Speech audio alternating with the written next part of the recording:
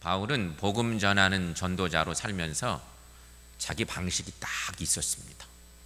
그 자기 방식을 자기 관례대로 표현한 것입니다.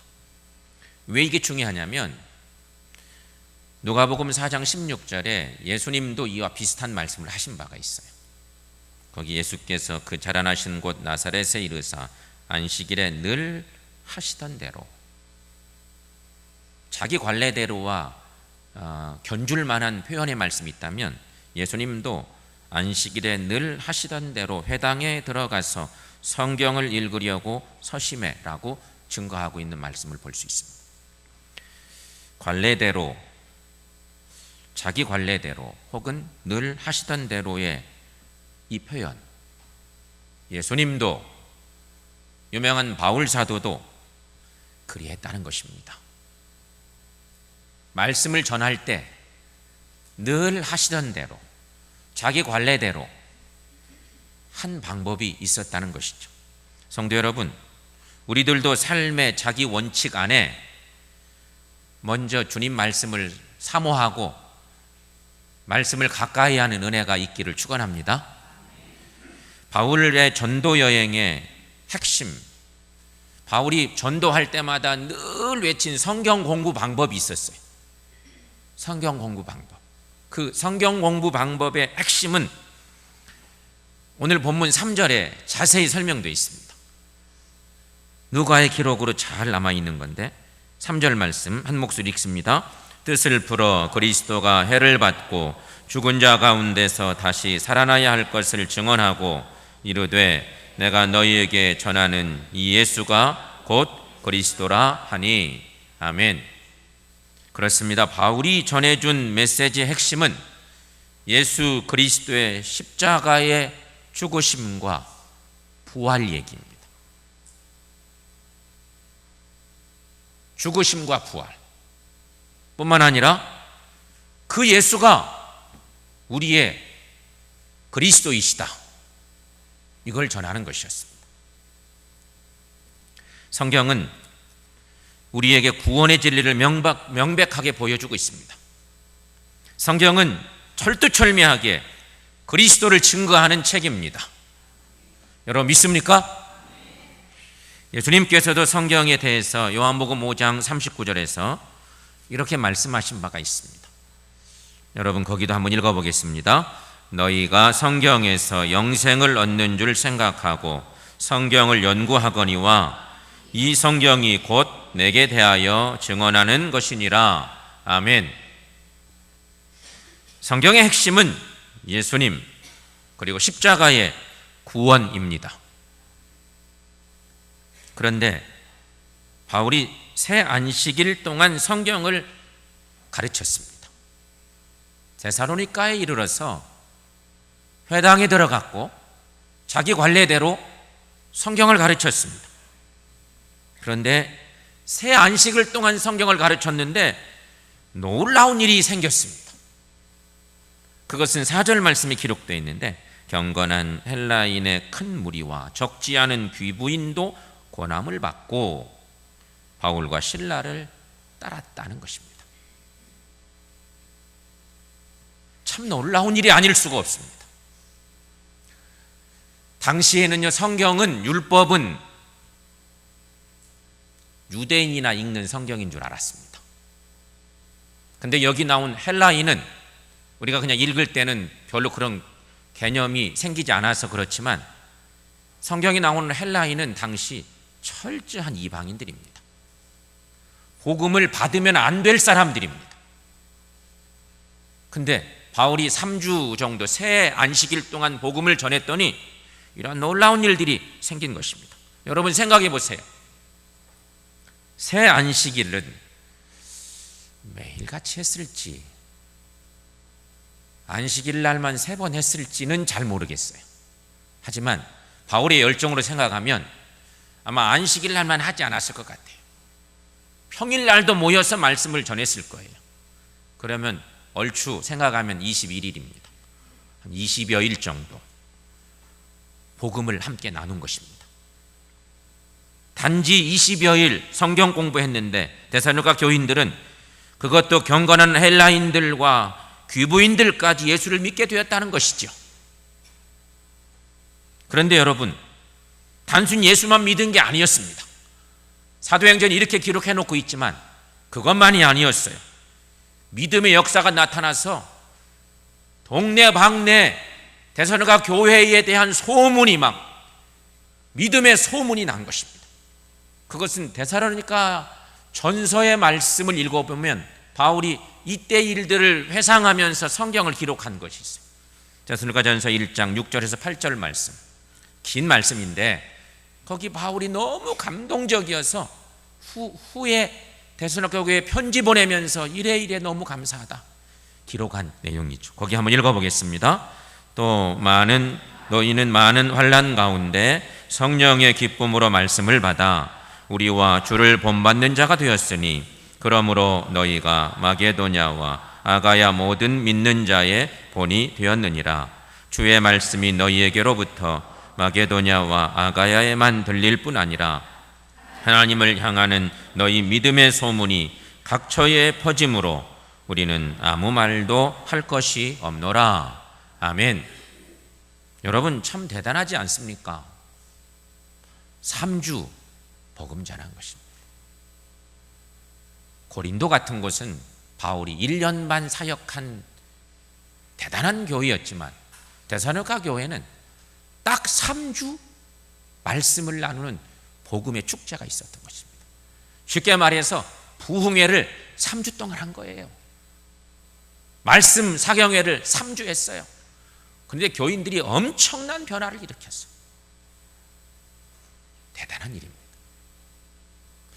이 말씀을 우리가 이렇게 회상하면서 생각해 봅니다.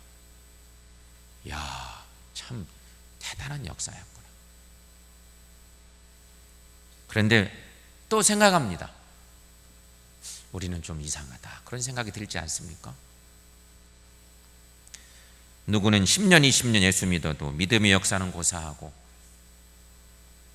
교회 안에서 신앙생활도 제대로 못할 때가 많은데 사랑의 수고는 고사하고 봉사 한번 제대로 못하는 성도들이 참 많지 않습니까? 그런데 데살로니가 교우들은 단지 3주간 성경 공부했는데 믿음의 소문이 각처에 퍼져서 바울 일행이 더 이상 말할 필요가 없다고 그렇게 편지에 쓰고 있는 것입니다. 여러분, 데살로니가 교회가 왜 처음부터 모범적이고 소문난 교회가 될 수 있었을까요? 생각되지 않아요? 의문이 들지 않아요? 어찌 이런 일이 있었을까? 이게 개척교회거든요. 딱 생겨났고 위대한 바울 사도가 복음을 전했더니 3주 만에 교회가 건강하게 확 일어선 것입니다.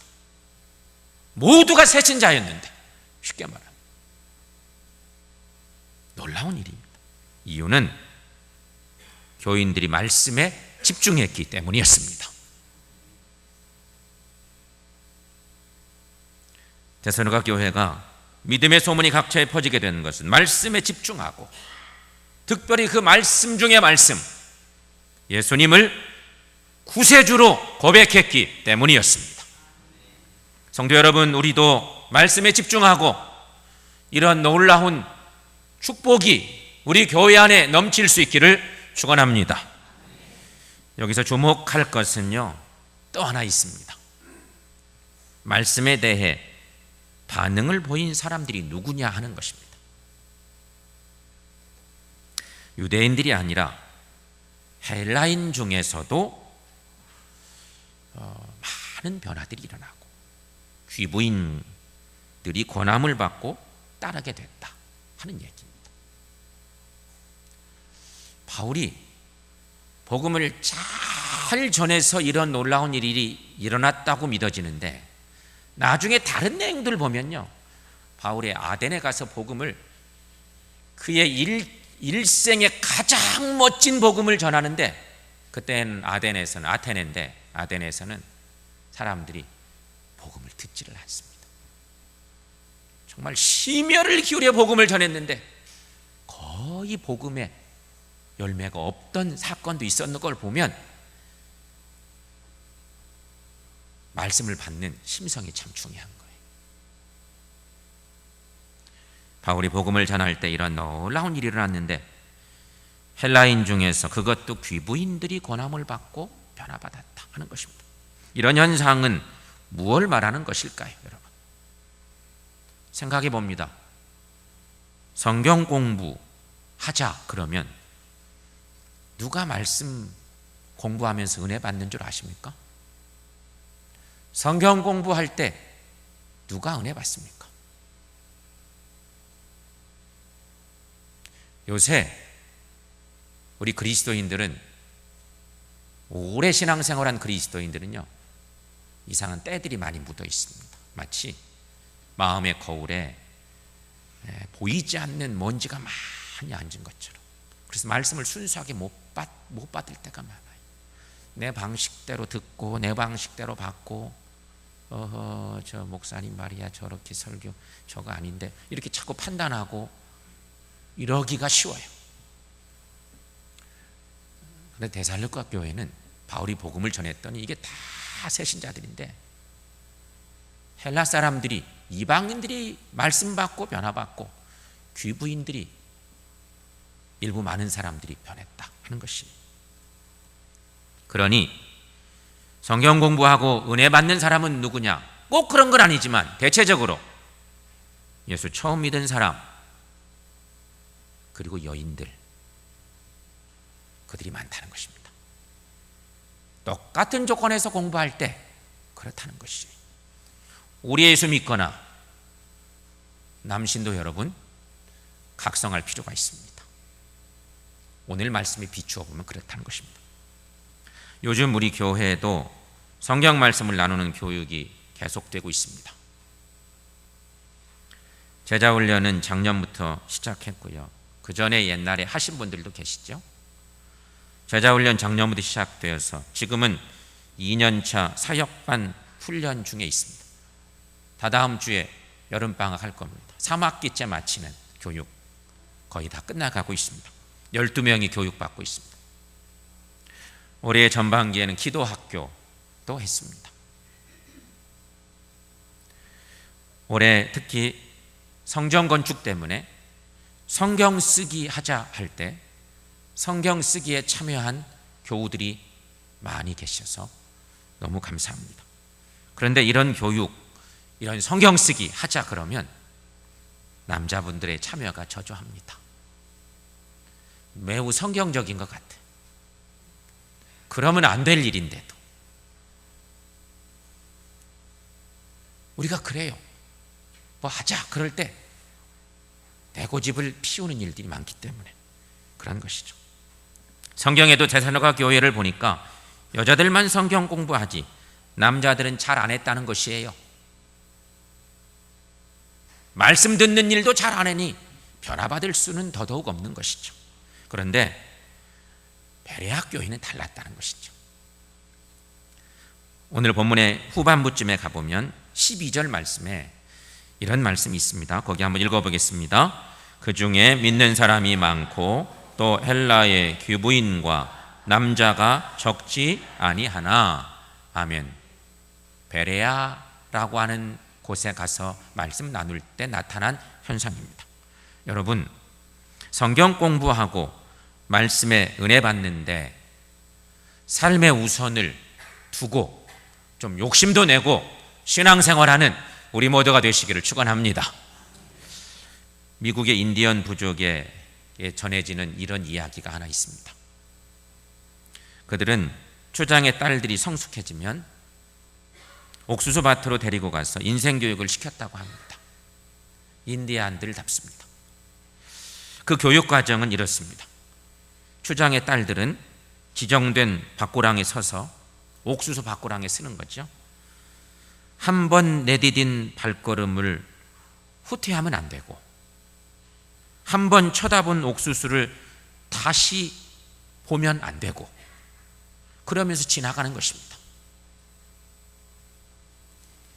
그러면서 그 한 고랑을 지나가는데, 긴 고랑을 지나가는 동안 내 고랑에 서 있는 옥수수를 보고 걸어가면서 뒷걸음 치면 안 되고 한 번 바라본 옥수수를 또 바라보면 안 돼.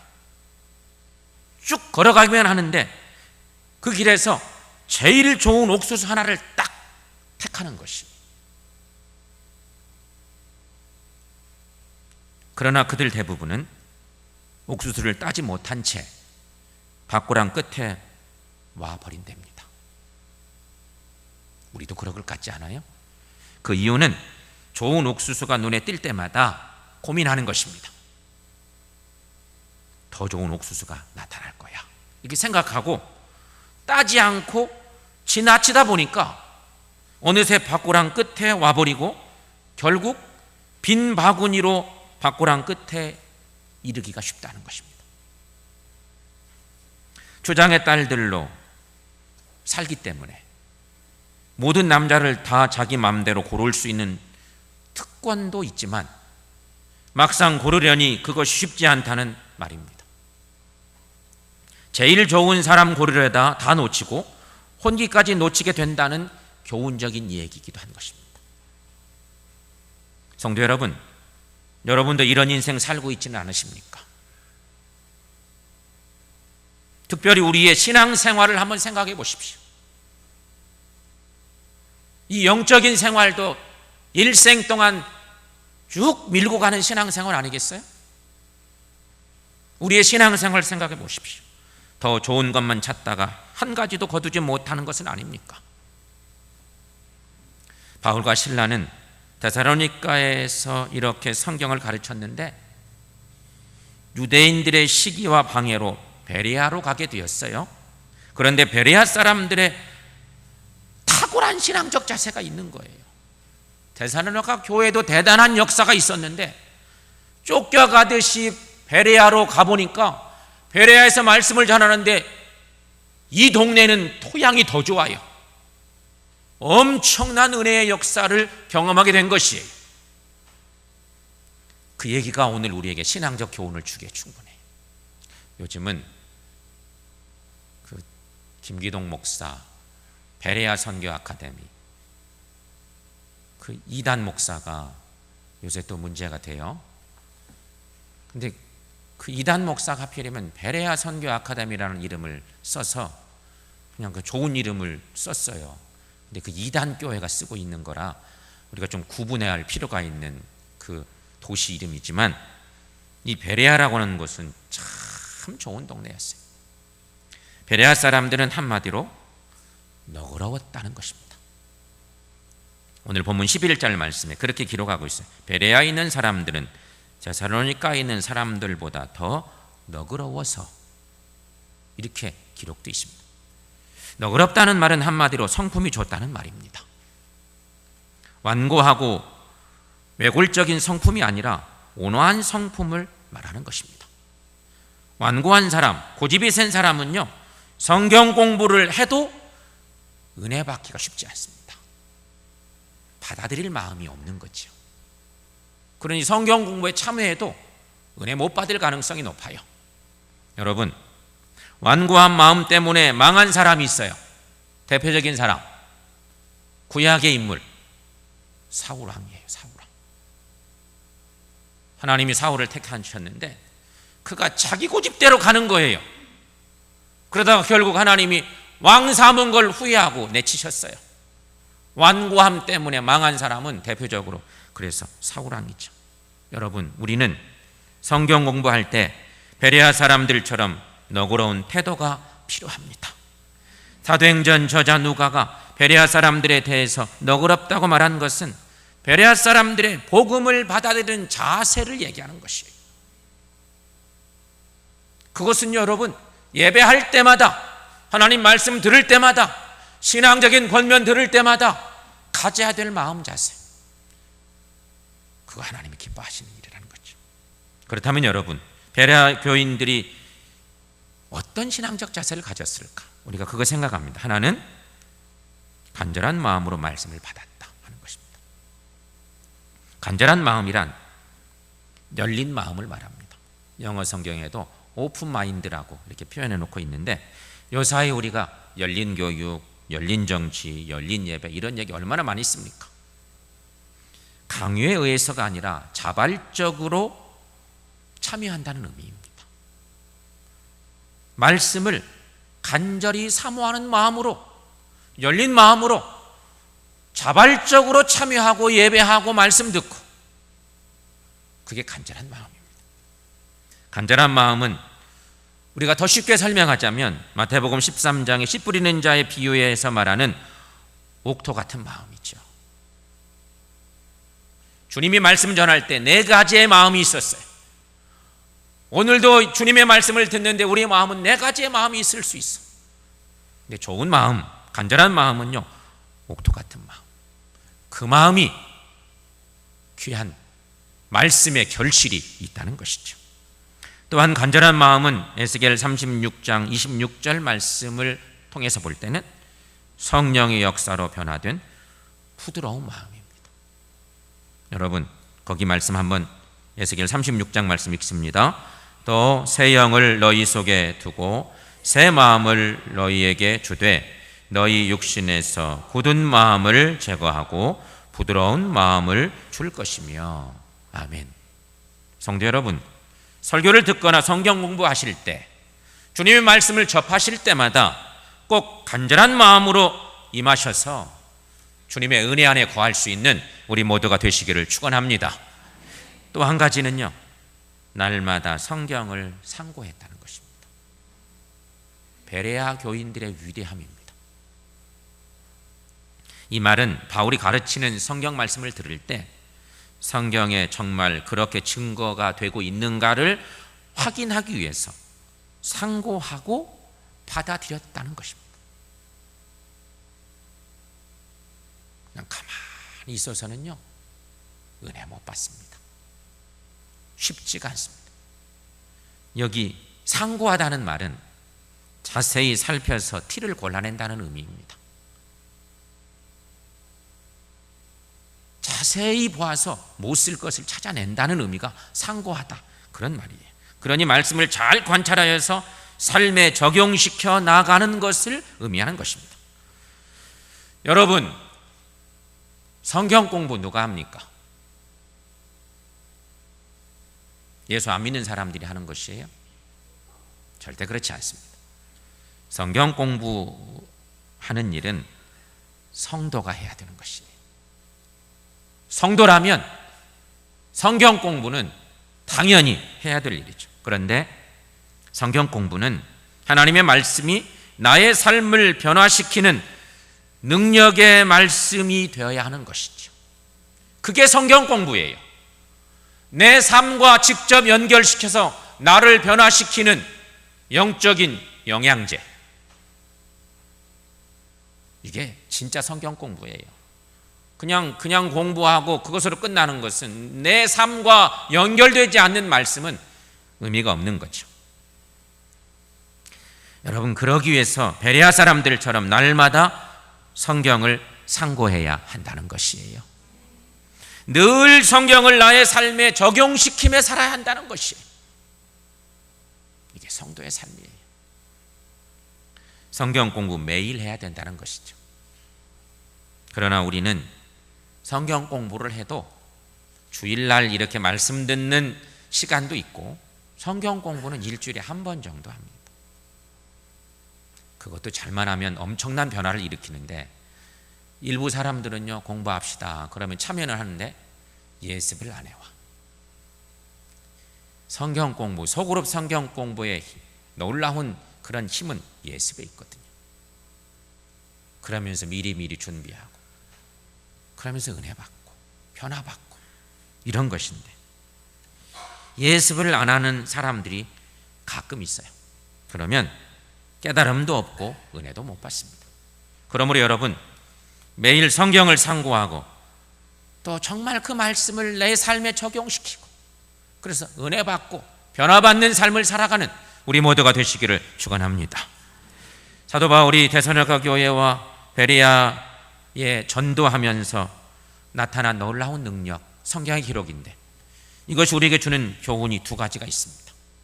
하나는 성경 공부를 자기 원칙으로 삼으면 삶의 변화가 나타난다는 얘기입니다.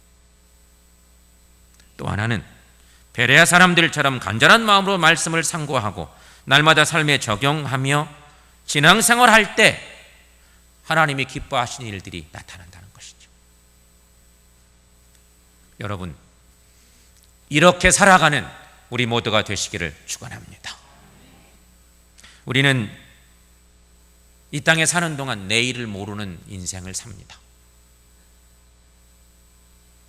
마치 낯선 땅을 여행하는 나그네 같은 인생들입니다. 그러나 그 인생길을 걸어가면서 지도 한 장만 있다면 얼마나 좋을까요? 요즘 같으면 내비게이션입니다. 내비게이션이 있으면 얼마나 좋을까? 낯선 땅에서. 그럼 걱정이 없습니다. 그렇다면 여러분, 성도인 우리들이 영적인 삶을 잘 살려면 어떻게 해야 될까요? 그 답은 분명합니다. 하나님의 말씀을 안내자로 삼으십시오. 그러면 절대로 실족하지 않을 줄로 확신합니다. 그러니 말씀을 깊이 그리고 잘 묵상하시기를 축원합니다. 주의 말씀을 들을 때마다 간절한 마음으로 그 말씀을 듣고 늘 그 말씀을 상고하는 삶을 사셔서 베레아 사람들처럼 하나님을 참으로 기쁘시게 하는 신실한 믿음의 삶 살아가시기를 축원합니다. 시편 119편 105절 말씀에 우리가 잘 아는 이런 말씀이 있습니다. 함께 읽어보겠습니다. 주의 말씀은 내 발의 등이요 내 길의 빛이니이다. 이 말씀이 여러분의 고백이 되시기를 축원합니다.